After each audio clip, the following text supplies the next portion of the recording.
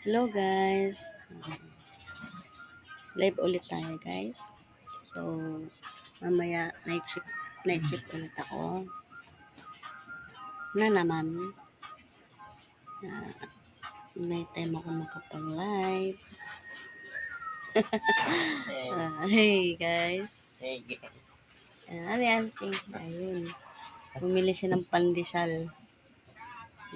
Kape tayo guys.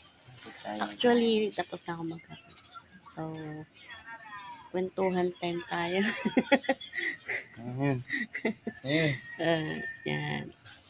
Kamusta niyo naman yung mga araw nyo? Trabaho?